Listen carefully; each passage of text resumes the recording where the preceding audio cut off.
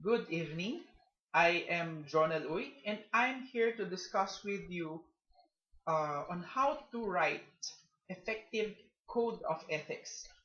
In our course, we have been discussing about ethics and a lot of related topics to it. So it got me thinking to advise us on how to apply these things to our own organization. First, we should come up with our own code of ethics. So, what are these 10 tips in writing your code of ethics? First, choose your drafters, meaning you create your team on who will focus on this activity of creating your code of ethics. In choosing your drafters, it's important to identify key personalities. For example, the key people in the organization, like your managers, and if they have time, the vice president and the president, you can have them make them involved as well in this activity. Although there's one tip such that we should not fall into that trap. Sometimes we have the tendency to ask everyone to put input. Although that's good, it might also cause too too much input or too many opinions, such that we cannot please everyone. So be careful with that first step in choosing your drafters, right? For number two, look into your industry. For example, if you're an IT organization, look at your other IT organization.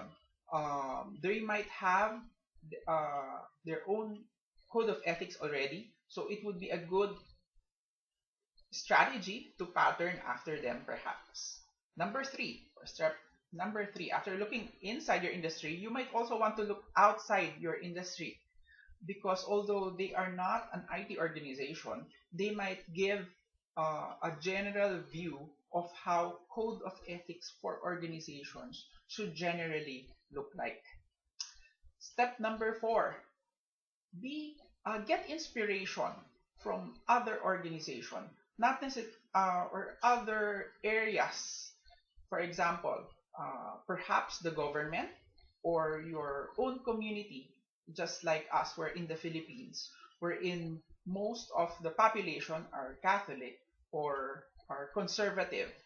Since your employees and the members of your organization are also from the Philippines, there might be some uh, generally accepted community standards with regards to ethics that's unique to your community. So make sure that you are aware of that. Okay. For number five, we're midway.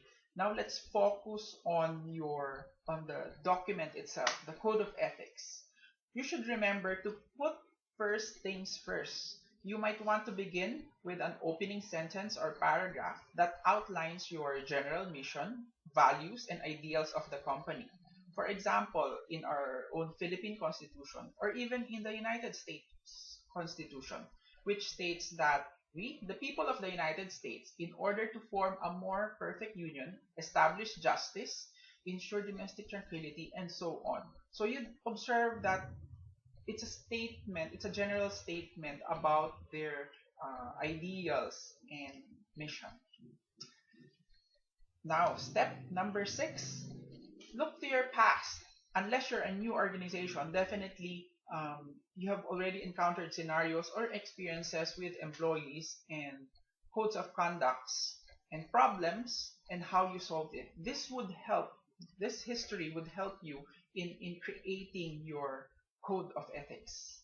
For step number seven, in creating your first draft, don't be afraid to have it out with your key stakeholders or with your team.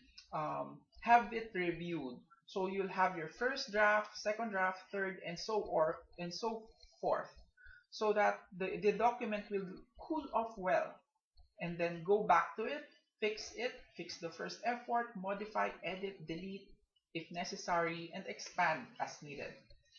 We're almost done. Step 8. Don't forget to keep it simple. Your code of ethics does not need to be a huge imposing document that have 100 pages. Just know what is essential and important for your organization values. Step 9. Make sure everyone knows the rules. This is more on the implementation phase already. Once you have your code of conduct already, make sure that everyone knows it so they can practice it or abide by it. An example would be have a general assembly announcing the new code of ethics, and moving forward, if you have new employees, make sure that this code of ethics are given to them or oriented to them on the first day as maybe as a required reading. All right? And then lastly, step number 10, establish a mechanism for reporting problems.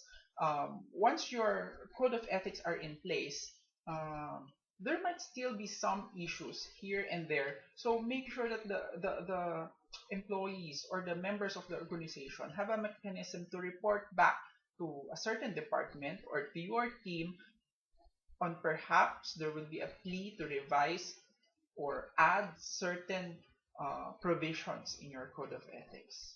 So that's it. Again, I'm Jonal Uy, and thank you for listening to our 6-minute video. And I hope this 10 tips in creating or writing your code of ethics for your organization was of help. Thank you very much, and good night.